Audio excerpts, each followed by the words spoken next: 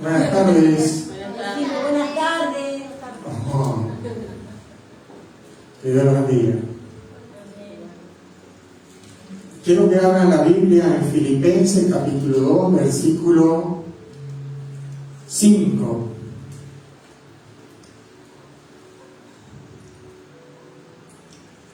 Estamos hablando del cristiano como un ser integral.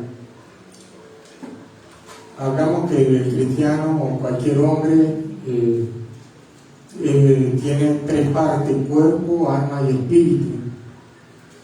Ahora nosotros los cristianos somos espíritu, alma y cuerpo, porque Dios revirtió. Al nacer nosotros de nuevo somos espirituales. Se supone que ahora nosotros somos espíritu, alma y cuerpo. ¿Por qué? Porque andamos en el espíritu. ¿Por qué somos hechos a la imagen de Dios? Porque Dios es espíritu y nosotros también somos espirituales. Somos hechos a la imagen de Dios porque Dios es espíritu y Dios puso vida en nosotros, que es su espíritu. Y sopló aliento de vida a nosotros y nos dio vida. Ahora, este cuerpo natural, es polvo. Este cuerpo, cuando muéramos nosotros, este cuerpo vuelve al polvo, se muere. Pero el alma de la persona y el espíritu no mueren. Y esa es la parte que es a la imagen de Dios. Usted es un espíritu que mora en un cuerpo y que tiene un alma, que tiene pensamiento, que tiene un corazón, que es su mente. Entonces, cuando nosotros aceptamos a Jesús como nuestro Señor y Salvador y pasamos de muerte a vida, Dios envió el Espíritu de su Hijo a nosotros, es decir, el Espíritu de Cristo, a morar en nosotros. Y nosotros nacimos de nuevo, porque nacimos de Dios.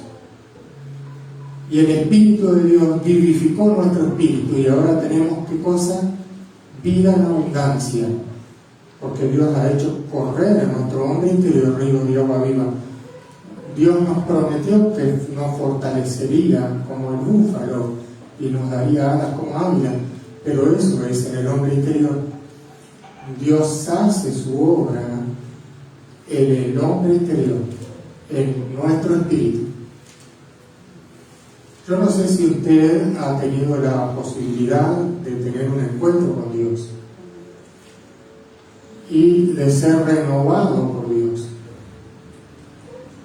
Y esta naturaleza caída, este hombre viejo, ser renovado por Dios. Ahora, esta renovación no viene por nuestra voluntad, sino por la gracia de Dios, por la voluntad de Dios, que hace en nosotros el querer como el hacer.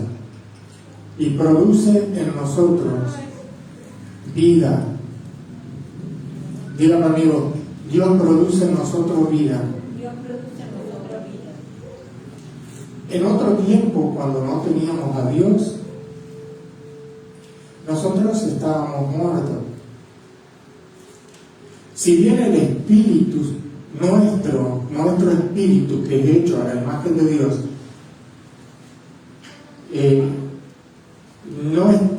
no había venido el Espíritu de Dios a morar en nuestro espíritu y no había vivificado, estaba separado nuestro espíritu de Dios.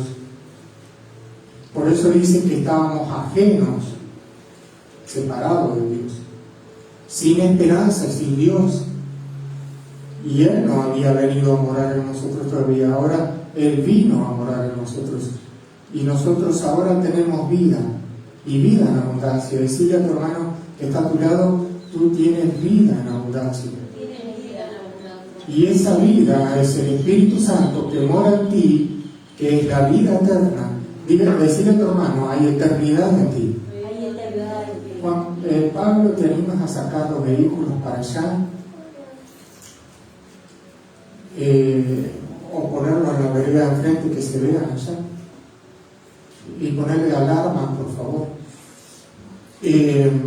Ahora nosotros, yo quiero leer esta palabra que es muy edificante para nuestra vida. Dice así en Filipenses capítulo 2, versículo 5: haya pues en vosotros este sentir que hubo también en Cristo Jesús. Dice, haya qué cosa en nosotros, todos los cristianos, este sentir que hubo en Cristo. ¿Qué fue el sentir que hubo en él? ¿Cuál fue el pensamiento que estaba en la mente del Señor?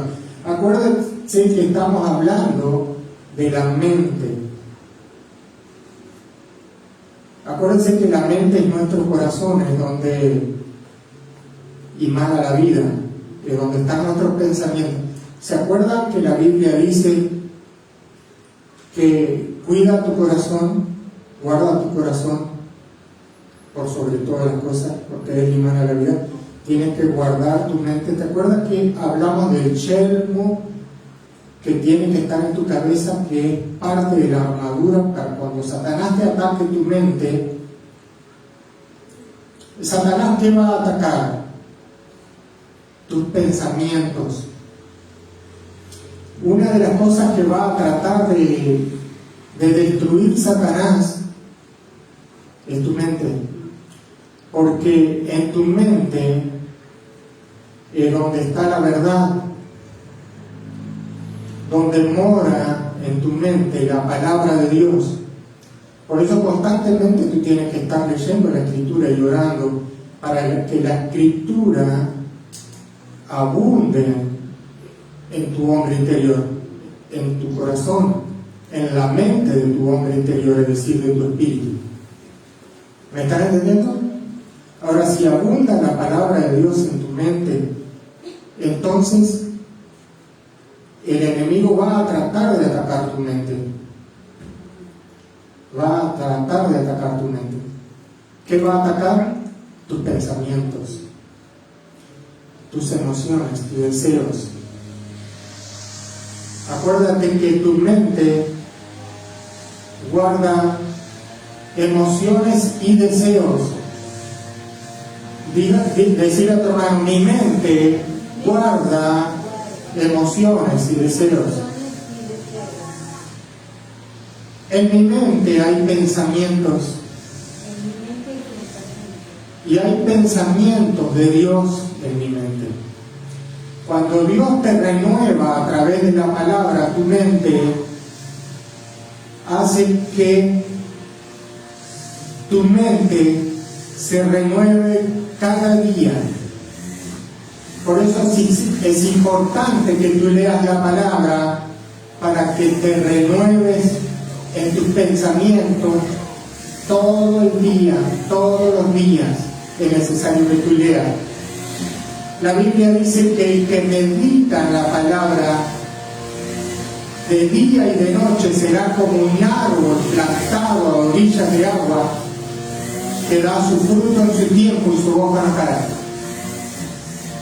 Es decir, que si tú meditas en la Escritura día y noche,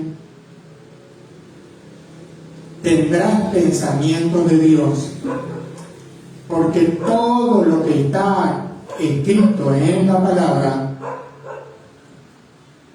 es los pensamientos de Dios para tu vida, y ella tiene palabra de vida eterna, y la palabra de Dios es espíritu, y es necesario que tú leas la palabra día y noche para cuando Satanás ataque tu mente, halle fe en ti. Acuérdate que la fe es lo que te mantiene firme en el día de la prueba. ¿Y qué es lo que te mantiene firme? El conocimiento de la voluntad de Dios en tu mente, para que tú no caigas en el día de la prueba. porque ciertamente Satanás va a atacar tus sentidos y va a venir a batallar contra ti. Ahora dice, haya pues en vosotros este sentir, este pensamiento que hubo también en Cristo Jesús. Decirle a tu hermano, pensá lo que pensaba Jesús, haya en ti el mismo pensamiento que hubo en Cristo, el cual siendo en forma de Dios, no estimó el ser igual a Dios como cosa que aferrarse. Diga conmigo, Jesús no escatimó ser igual a Dios. Ese era su pensamiento. ¿Qué pensaba Jesús? Se despojó de todo. Cambió su forma de pensar. Cuando Él estaba en el cielo, Él tenía los ángeles que lo adoraban. Él tenía los querubines, los serafines, había millones de ángeles que se postraban a sus pies. Estaban los 4 seres vivientes constantemente diciendo, digno eres. Pero cuando Él desciende del cielo, Él dejó aquello y se despojó de aquello. Se despojó de aquella vida donde Él recibía honores y gloria en el cielo. ¿Me están siguiendo el pensamiento? Y la Biblia nos dice que nosotros tenemos que tener el mismo pensamiento que tuvo Cristo, que se despojó de todo aquello. Se despojó de aquel hombre que recibía toda la atención, toda la adoración, y se hizo, mira lo que dice la Escritura, el cual siendo en forma de Dios, y no estimó ser igual a Dios. Diga conmigo, Jesús es Dios, y no estimó ser igual a Dios, sino que hizo Él, se despojó. ¿Qué hizo Él? Se despojó. ¿Por qué se despojó? Vamos a seguir leyendo. Dice que Él no escatimó ser igual a Dios como cosa que aferrarse, sino que se despojó a sí mismo. Ese fue su pensamiento. Cuando llegue a la tierra, me voy a despojar de todo esto, esta gloria que tuve en el cielo, igual a mi Padre, y me voy a hacer semejante a un hombre. Diga conmigo, me haré semejante a un hombre.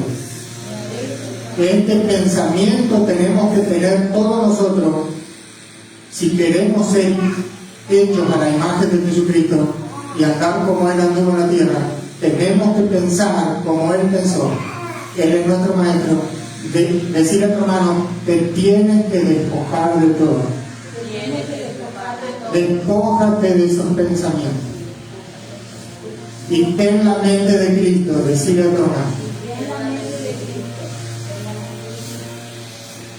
Y dice que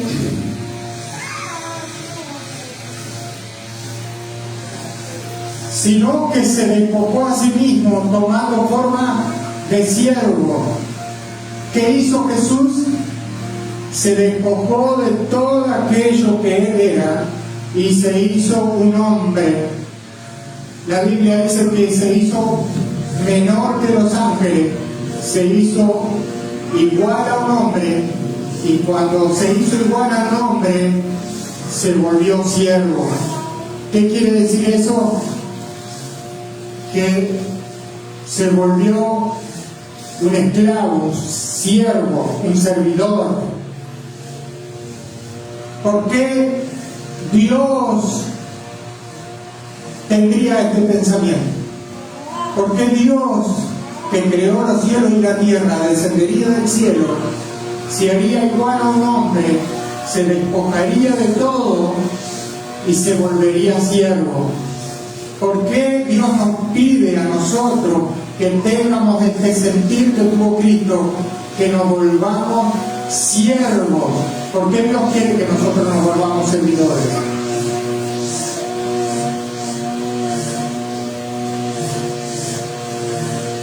hecho semejante a los hombres. ¿Qué hizo Dios? Se hizo semejante a los hombres. Se hizo siervo y se hizo semejante a los hombres. Y en este cuerpo de carne, Él dijo, yo no vine a ser servido, yo vine a servir. Den un aplauso al Señor Jesús.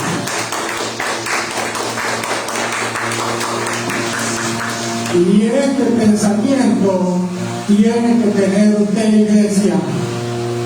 Tiene que volverse un servidor como Cristo se volvió servidor.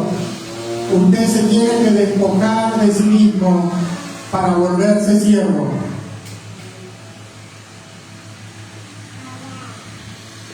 ¿Está de acuerdo conmigo? Usted se tiene que volver un servidor.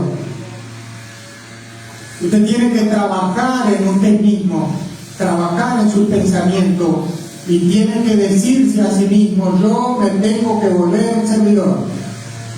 Usted tiene que tener la mente de Cristo y Cristo se humilló, se dejó toda la gloria que tenía del cielo, se hizo hombre, igual a los hombres, y se humilló como un siervo. Y en la condición de hombre se humilló a sí mismo, haciéndose obediente hasta la muerte de cruz. Diga conmigo, se humilló Jesucristo y se hizo obediente. La Biblia dice que Jesús aprendió la obediencia. Una de las cosas clave que tiene que aprender la iglesia es aprender la obediencia. La obediencia es fundamental. La Biblia te enseña cómo ser obediente. Si tú lees la Biblia y la pones en práctica, entonces te vuelves un hacedor de la palabra y no un oidor olvidadizo. Y Dios te dice a ti que el mayor en el reino del cielo es el servidor. Y Jesús, cuando vino a la tierra, Él se humilló a sí mismo y se hizo siervo y se volvió obediente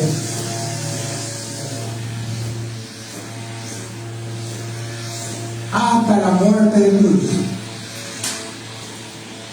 ¿Qué pasó con Él? Dios tenía una voluntad y Jesucristo tenía otra voluntad.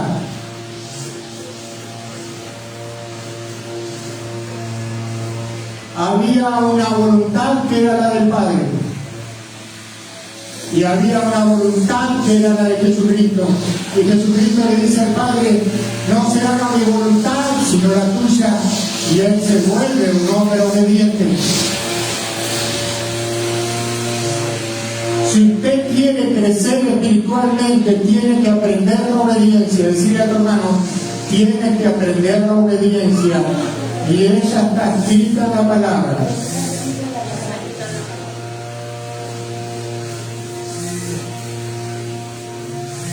Cuando tú te vuelvas un hombre obediente a la voluntad de Dios, entonces caminarás en las sendas antiguas, en el camino estrecho, y caminarás en luz como Dios es luz. ¿Estás de acuerdo conmigo? ¿Estás de acuerdo conmigo? ¿Te animas a cerrar la puerta?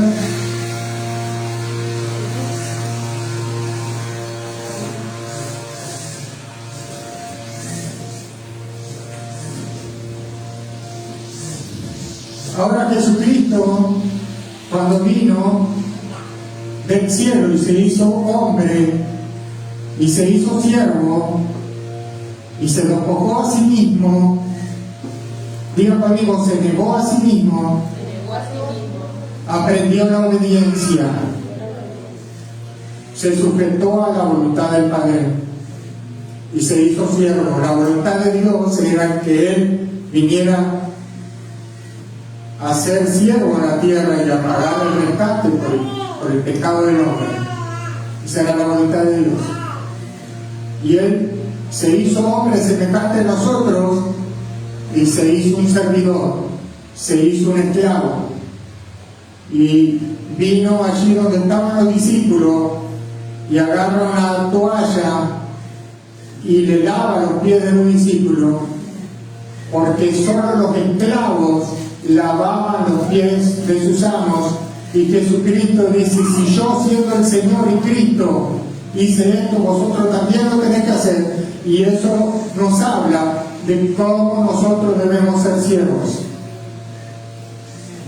Pero esto es un sentir que tenemos que tener los cristianos en nuestro corazón para volvernos servidores y aprender la obediencia a la voluntad de Dios. Usted tiene que aprender la obediencia. Ahora, lo más difícil de todo es despojarse a sí mismo. Es negarte a ti mismo y llevar tu propia cruz. Esa es la parte más difícil. Eso lo he enseñado por tiempo. Y en el domingo voy a enseñar acerca del bautismo. Y usted va a ver en el bautismo por qué usted se bautiza en la muerte de Cristo.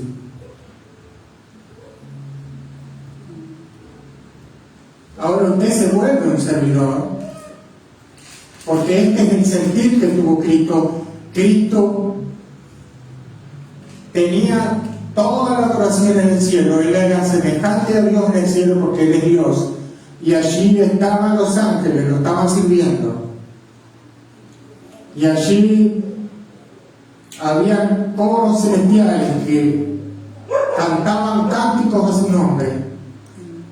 Pero cuando el Padre le dijo: quiero que vayas a la tierra y quiero que vayas a dar tu vida por todos los hombres, Él descendió del cielo y se hizo carne y se despojó a sí mismo y se hizo obediente a la voluntad de Dios y se hizo siervo y empezó a trabajar para los hombres. Y Él dijo: yo no vine a ser servido, sino a servir.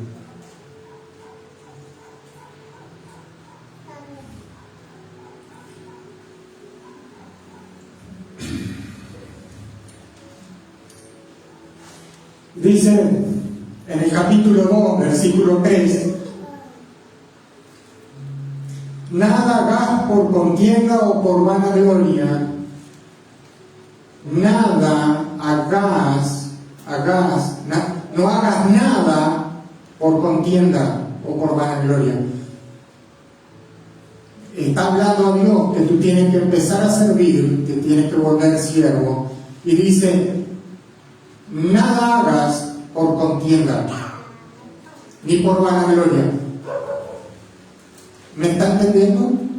Si tú te vas a volver un siervo y quieres tener la mente de Cristo y pensar lo que Él pensaba, no puedes tener vanagloria. Primero que nada, que Dios no comparte su gloria con nadie y tú te tienes que volver siervo. Y el siervo lava los pies del amo.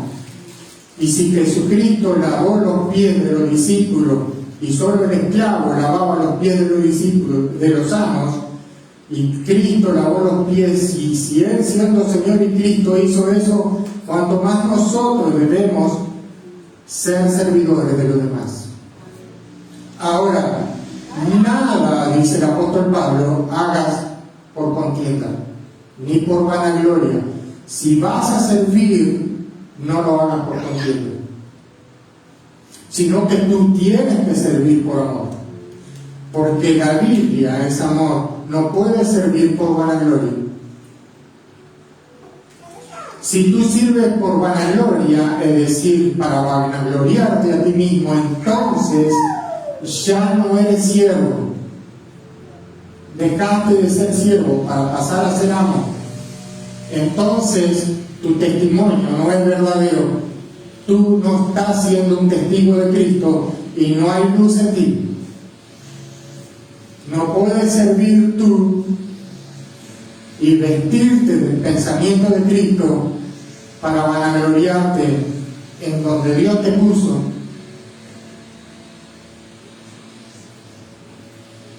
Antes bien, con humildad, dice el Señor, tenés que servir. ¿Cómo tienes que servir? Con humildad, ser humilde como el Señor fue humilde. Dice el Señor, ser manso y humilde como soy yo. Estimando a cada uno a los demás como superiores a él mismo. Este es el sentir que tuvo Cristo, que estimó a los demás como superiores a él mismo, y este es el sentir que tenemos que tener nosotros de servir a los demás como superiores a nosotros mismos, porque si nosotros tenemos ese pensamiento, entonces somos mansos y humildes como es el Señor, que Él se despojó a sí mismo y se hizo siervo. Esa es la vida de Jesús. Jesús, el siervo de Dios. Jesús, el siervo humilde. Jesús, el que caminó en obediencia. Jesús, el que se humilló. Usted tiene que tener ese mismo pensamiento. No puede usted vanagloriarse si Dios lo pone en un lugar de servicio a su obra para enaltecerse, porque entonces no tiene el sentir que tuvo Cristo, que se humilló a sí mismo y escatimó a los demás como mayores que a él. Tanto es así que lavó los pies y se hizo siervo. Y Pedro le dijo, tú no me lavarás los pies, porque eran los esclavos que lavaban los pies del amo. Cuando el amo llegaba a la casa, el esclavo se ponía de rodillas, le traía agua y lavaba sus pies. Y ese era el esclavo, el trabajo del esclavo. Y el amo se sentaba a la silla y el esclavo lo servía. Y Jesús se hizo siervo y lavó los pies, se hizo esclavo y lavó los pies. Si usted hace eso, se vuelve humilde, escatima a los demás como mayores que usted mismo, entonces usted tiene el sentir que tuvo Cristo, que se hizo siervo, y usted será un hombre humilde, una mujer humilde, y no se llevará la gloria que le pertenece a Dios. ¿Y cómo debo ser yo como esposa en mi casa, pastor? Entonces, porque esa es la pelea que tenemos con nuestro ego, con nuestra carne, con nuestro yo, con nuestro orgullo. ¿Cómo debemos nosotros ser si tenemos la mente de Cristo en nuestro hogar? Si tenemos un esposo, y le hablo a las mujeres, y esto no es patriarcal, sino que es la voluntad de Dios. ¿Cómo debe ser una mujer? En su casa. Para ser una mujer virtuosa, tiene que aprender por obediencia a la voluntad de Dios la sujeción, que es la parte más difícil. Y es la tarea más difícil que tiene una mujer, más en el día de hoy, que es escatimar a su esposo como mayor que a sí misma, porque ese es el rol que Dios le dio al hombre en el hogar, ser cabeza de la casa. Con eso se terminan las contiendas en el hogar, cuando la mujer aprende a servir. ¿Y qué pasa con el hombre? Que tiene que volverse mayordomo en el hogar. Porque el hombre tiene que ser mayordomo en el hogar. Porque también Jesús fue mayordomo en la tierra, cuando Él ejerció mayordomía. Cuando Él, el esposo, que vino a servir a la esposa en la iglesia. Dice la Biblia que dio su vida por ella. Y y la iglesia es su esposa. Y la trató como a vaso más frágil, y la amó hasta la muerte de cruz, y dio su vida por su iglesia, que es su cuerpo, que es la esposa de Jesucristo, a la cual Él viene a buscar pronto.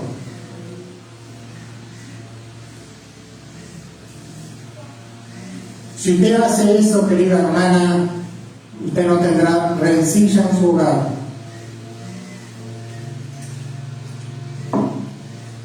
Porque ciertamente el hombre y la mujer en el hogar son diferentes. Y el hombre y la mujer no tienen la misma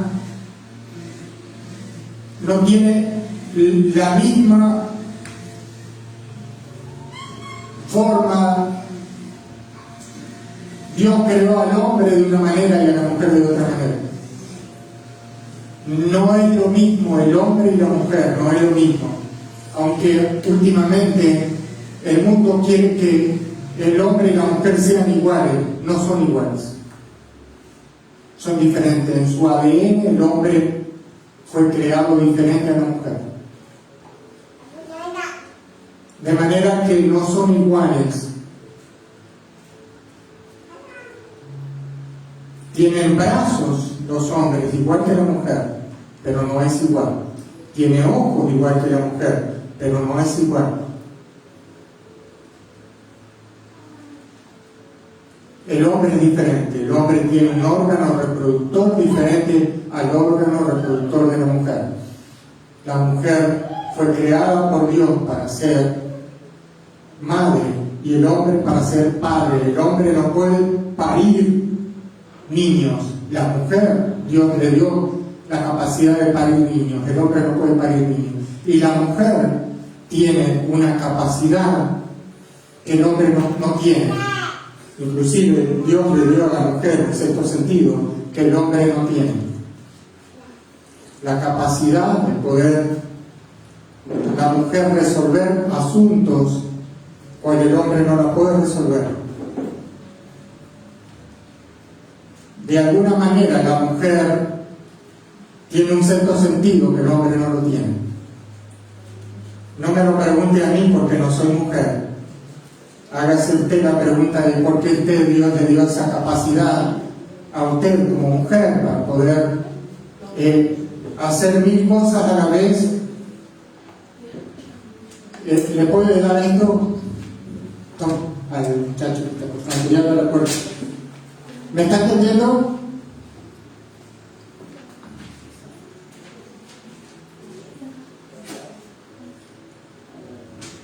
Y dice así la escritura, abra la puerta. No mirando cada uno por lo suyo propio, en el sentir que tuvo Cristo. Mira lo que dice la escritura en el capítulo, Filipenses versículo 2, capítulo 2, versículo 4. Dice, no mirando cada uno por lo suyo propio. ¿Qué quiere decir esto? Que el hermano o la hermana no tiene que mirar por lo suyo, sino por el del otro. Pensar en el bienestar ¿de quién? Del otro. No en mi bienestar, sino en el otro. Lo mismo va para el matrimonio. Usted tiene que pensar siempre en el bienestar de él. Usted tiene que pensar en el bienestar del otro. Y esto va para el hombre y para la mujer. El hombre tiene que pensar en el bienestar de la mujer. Por eso la Biblia dice que Jesús dio su vida por ella, por la iglesia, por su esposa. Y la trató como a vaso más frágil y la amó. Y usted también debe pensar en el matrimonio por el bienestar del otro. Si usted piensa en el matrimonio por el bienestar del otro, no habrá problemas en el matrimonio, no habrá separación.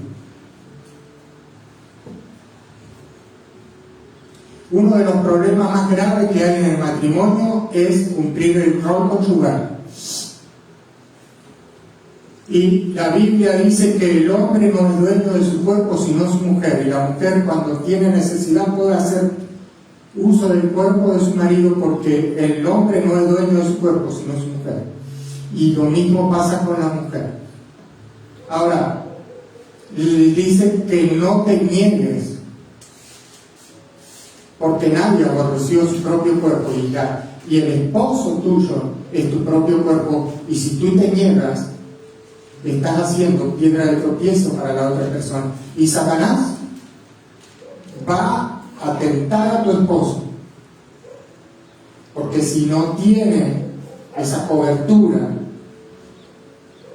que es cumplir el rol conyugal, él va a andar débil. ¿Por qué va a andar débil? Porque ese hombre no tiene don de abstinencia y va a andar con deseos de la carne. Y usted no puede evitar. Entonces usted no tiene que pensar por usted mismo, sino por el bienestar del otro. Y usted le tiene que decir a su esposo o a su esposa: vení, entremos al aposento. Y después el esposo queda satisfecho. Y la esposa también, porque, a ver, hay hombres que no cumplen el rol conyugal y hay mujeres que tampoco cumplen el rol conyugal. Y eso trae divorcio. Eso trae adulterio, trae separación, trae problemas en el matrimonio. Y estoy hablando del matrimonio aquí porque estoy viendo a Jesucristo cuando da su vida por su esposa, que es la iglesia, que es su cuerpo, que somos todos nosotros.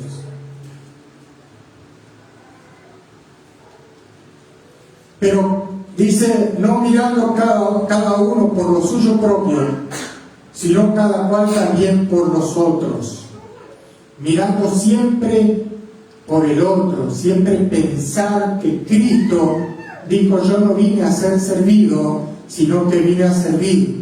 No vine a buscar mi gloria, sino la de mi Padre. Él vino a servir al hombre y a servir a Dios.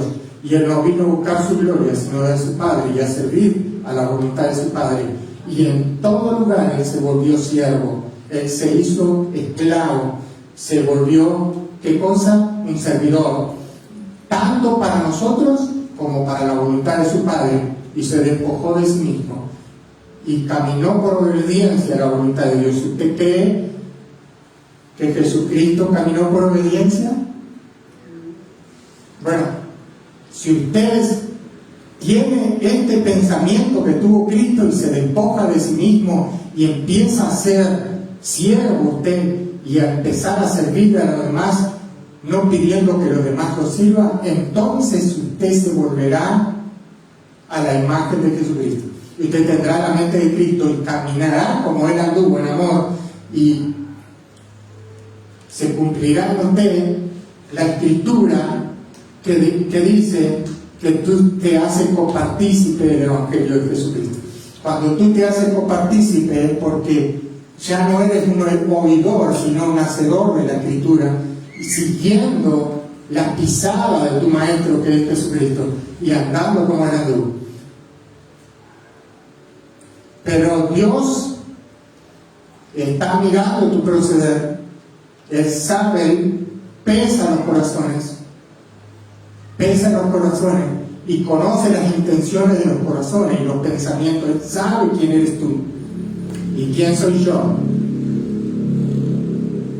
Y cuando Él ponga a prueba tu vida y pese tu vida, entonces tú no tendrás excusa, porque la palabra de Dios te habló a ti y te dijo cómo tenías que hacer las cosas.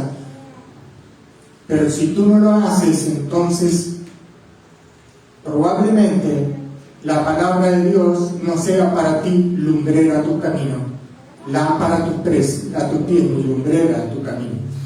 No ilumina tu camino. Tu camino es donde tú andas diariamente, y la palabra te guía constantemente. Ahora, abunde en ti, decirle a tu hermano, abunde en ti la palabra de Dios, para que conozcas la voluntad de Dios y sepas cómo debes conducirte en el mundo, con sabiduría de lo alto, porque la palabra de Dios es sabiduría.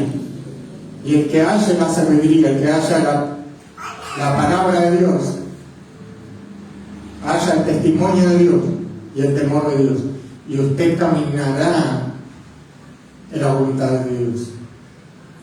Y vemos que Jesús no escatimó a los demás como mayores que a sí mismo. Vemos que Jesús se despojó de sí mismo y miró a los hombres y se hizo siervo del hombre, esclavo, y se hizo siervo del Padre, esclavo, y se sujetó por obediencia y aprendió la obediencia, dice Hebreo, y caminó en luz. Y miren lo que dice la Escritura.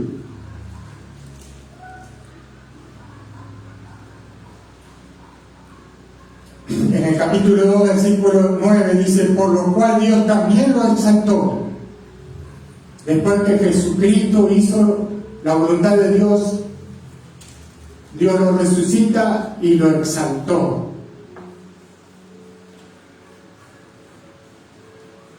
Hasta lo sumo, y le dio un nombre que es ante todo nombre, pero luego de haber hecho primero la voluntad de Dios. Y la Biblia dice que Dios resiste al altivo y da gracia al humilde. Dios resiste al altivo. Y yo siempre digo que hay un peligro latente en nuestra vida, que cuanto más conocemos la voluntad de Dios, cuanto más Dios va a juzgar nuestra vida.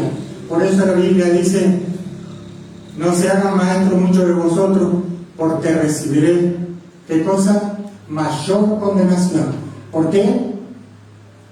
Porque cuanto más conocéis la voluntad de Dios, más tenés que aplicarla en tu vida. ¿Para qué? Para que cuando seas juzgado en el tribunal de Cristo, porque todos compareceremos ante el tribunal de Cristo, seas hallado digno y no desnudo ante su presencia. Todos seremos juzgados. Ahora usted me dice: pastor, ¿qué debo hacer? ¿Cómo debo caminar? Te lo expliqué recién.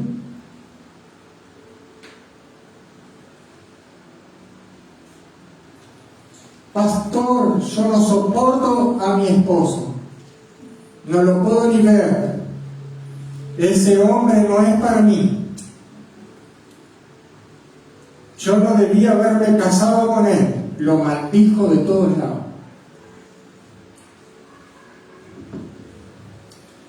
Esa cosa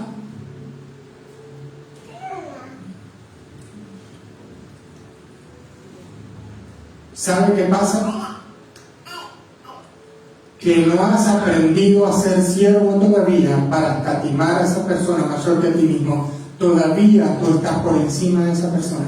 Todavía tú no ves que esa persona puesta por Dios en tu vida es para tu bendición.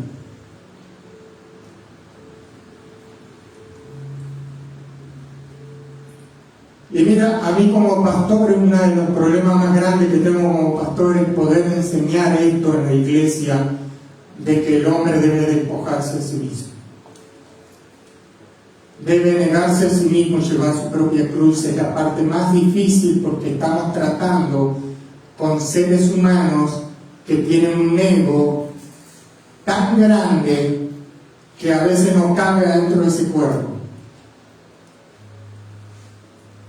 Y cuanto más nos va mejor la cosa, cuanto más ego tenemos.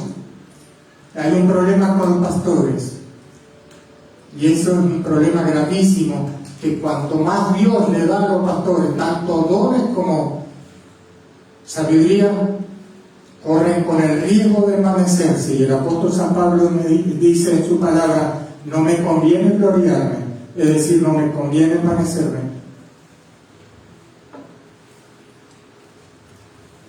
Y es un problema en los pastores, ¿saben?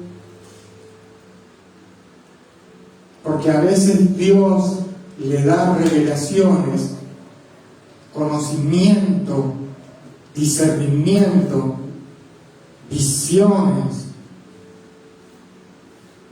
y eso puede ser piedra de tropiezo para las personas.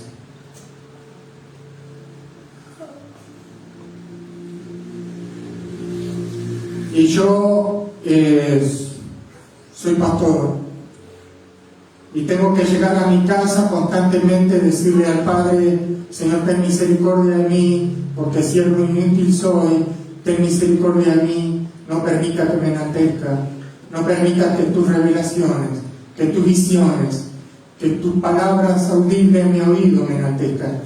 Y dice el apóstol San Pablo, dice: para que las visiones y las revelaciones de Dios no me enaltezcan sobremanera, me fue dado un mensajero de Satanás para que me abofetee.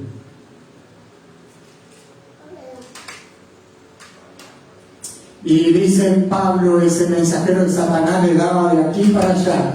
¿Para qué?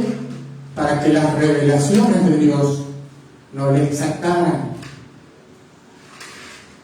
Y ese era un aguijón de su carne, estaba constantemente pinchando su ego. Y el apóstol San Pablo era egocéntrico. Por eso fue enviado un mensajero. Dios permitió que este mensajero, este enviado de Satanás, le hiciera la vida imposible al apóstol San Pablo. Y Pablo ora por eso. Y ora 3 veces para que Dios quitara ese demonio que le hacía la vida imposible. Y Dios le dijo: no, Pablo, no te lo voy a quitar. Voy a permitir que te persiga toda tu vida mientras estés vivo. Yo te lo voy a permitir que te haga la vida cuadrito. Y bástate mi gracia sobre tu vida. Será suficiente mi amor por ti, mi gracia que te acompaña todos los días de tu vida. Pero ese mensajero no te lo voy a quitar, porque ese mensajero hace que tú tengas los pies en tierra, para que no te enaltezca. ¿Para qué? Para que sea manso y humilde como es Jesucristo, que se despojó a sí mismo. Y él tenía que despojarse a sí mismo, porque corría con el riesgo, el ego del apóstol San Pablo, de crecer y enaltecerse. Ese ego tenía que morir. Ese hombre tenía que ser crucificado juntamente con Cristo. Y usted fíjese que cada vez que usted me llama por teléfono, me habla mal de su esposo, de su esposa, es su ego que no quiere morir, que se enaltece, que se exalta, que se pone por encima de la otra persona y que habla barbaridades. Ese es su carácter, su personalidad. Es lo que es usted que tiene que morir. Si usted quiere ser a la imagen de Jesús, usted tiene que morir a ese hombre. Y usted se enaltece. Y dice: yo oro todos los días y ayuno. Y dice Jesús que vino un hombre y se encontró y golpeaba su pecho y decía: yo no soy como este pecador, yo ayuno, oro y leo la Biblia. Y Jesús le dijo: hipócrita. Mientras que el otro golpeaba su pecho y decía: oh, yo pecador, ten misericordia de mí. Y a veces pasa que estamos en la iglesia y decimos: ay, yo ayuno, oro, Dios me habla, y empezamos a hablar del ego que tenemos nosotros, porque ese es nuestro ego, que se enaltece. Ay, yo veo visiones, veo cosas, hago aquí, oro por los enfermos, se sanan, yo hago todo eso. No, es Dios quien hace eso, no eres tú. Y ese ego hace que nosotros creamos que porque hacemos ayuno, porque oramos, porque hacemos vigilia y porque todo esto somos mejor que nuestros hermanos. No, No te corrompas en el corazón, no. Haz eso. Pero siempre tienes que pensar que tienes un siervo inútil, que lo que debiste hacer, eso lo hiciste y nada más. Tal cual Dios te pidió que lo hiciera, pero tienes que decir: siervo inútil soy. Ay, yo tengo revelaciones de Dios. Oh, aquel no tiene, yo la tengo. Y a mí me habla el Espíritu Santo con voz audible. Me muestra sueños por las noches y yo he crecido más que todos esos sinvergüenzas que están ahí, esos hermanos en Cristo. Nada de eso es verdad, te estás engañando. Si es verdad que Dios ha permitido que tú tengas revelaciones de Dios, no te conviene enaltecerte, no te conviene. Tú tienes que tener el sentir que tuvo Cristo, que pensó en los demás como mayores que él mismo, si quiere volverte siervo. Ay, pastor, entonces usted quiere decir que yo tengo que amar a mi esposo con todo mi corazón, a ese tirano. No, pero el tirano eres tú. A ese delincuente, pastor. Tienes que amarlo, porque así amó Dios tu vida. Y no escatimó Dios y pasó por alto tus pecados. Y no tuvo en cuenta tus pecados.